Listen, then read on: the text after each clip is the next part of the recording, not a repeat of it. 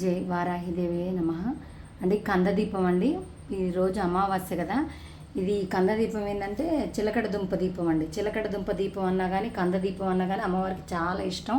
అందుకని ఈరోజు ఇక్కడ వారాహి అమ్మవారికను ఇక్కడ గ్రామ దేవతలు ఉంటారు కదండి, గ్రామ దేవతలు అందరికి కలిపి ఈరోజు అమావాస్య కాబట్టి ఉప్పు దీపం పెట్టి ఉప్పు దీపంలో ఇక్కడ చిలకడ దుంప దీపం పెట్టానండి. చిలకడ దుంప దీపము ఇక్కడ వారాహి అమ్మవారికి చాలా ఇష్టం.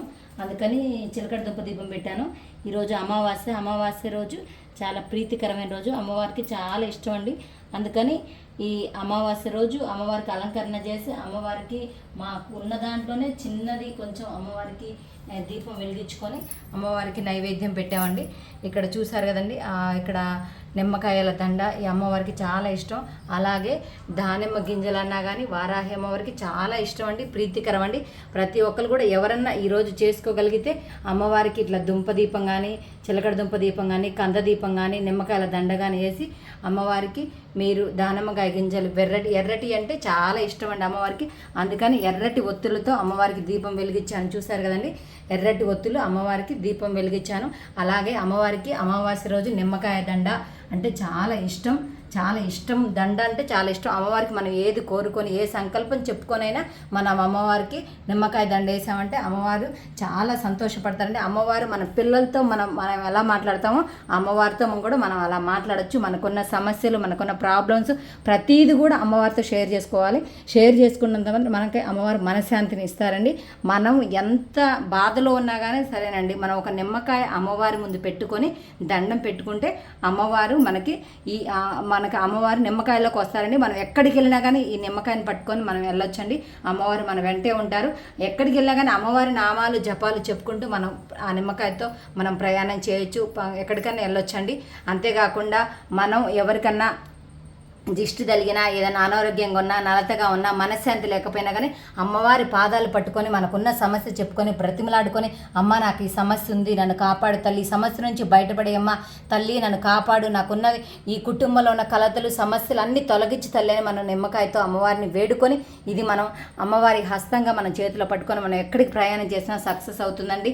అలాగే అమ్మవారికి మనం పచ్చకర్పూరం అండి. ఈ పచ్చకర్పూరంలో మనం పచ్చకర్పూరం 2 తమలపాకుల కాడలు విరవకుండా ఈ కాడలతో పాటు మధ్యలో మనం అమ్మవారి ముందు పాదాల దగ్గర పచ్చకర్పూరం పెట్టి మనం అమ్మవారి పాదాల ముందు పెట్టుకొని మనకి ఏ పని చేసినా కానీ మనం ఎక్కడికి వెళ్ళినా కానీ ఆ తమలపాకులు 2 మన దగ్గర పెట్టుకొని మనం వెళ్ళొచ్చండి.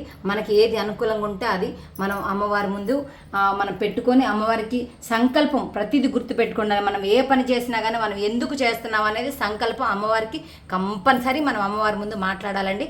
మనం మాట్లాడి అమ్మవారిని మనం కొలుసుకొని మనం అమ్మవారి ముందు మనం చేసే ప్రతి పని కూడా మనం అమ్మవారికి నిష్టగా చేయాలండి.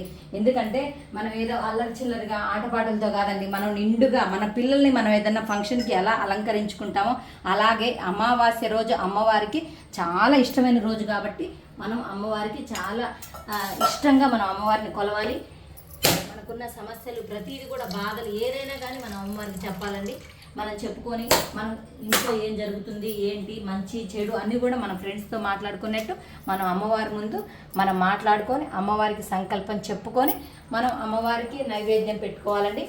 ఇలా అమ్మవారిని మనం కొలుచుకుంటూ ప్రతీది కూడా మనకి తెలియని వాళ్ళకి పూజ ఎలా చేయాలి, ఏ విధంగా చేయాలి, ఎలా చేయాలని మనము చెప్పాలండి. ఎందుకంటే వారాహి అమ్మవారి గురించి తెలియని వాళ్ళు చాలామంది ఉన్నారు కదండి. వాళ్ళందరూ కూడా అమ్మవారి గురించి తెలుసుకుంటారు. అమ్మవారికి నిమ్మకాయతో హారతి, పచ్చకర్పూరంతో హారతి అంటే చాలా ప్రీతికరం అంటే చాలా ఇష్టం. అందుకని ప్రతి ఒక్కరు కూడా మీకు ఎవరన్నా తెలియని వాళ్ళు ఉంటే ఇలా దీపారాధన చేసుకోండి. మనం చేసే కొద్దీ అమ్మవారు ఎలా చేయాలి ఏంటి అనేది మనకి నేర్పిస్తూ ఉంటారు. ఇలా చేయాలి, ఇలా ఉండాలి తల్లి, నాకు ఇలా ఇష్టమని అమ్మవారే మనకి ఏదో విధంగా మనకి నేర్పిస్తూ చెప్తూ ఉంటారండి.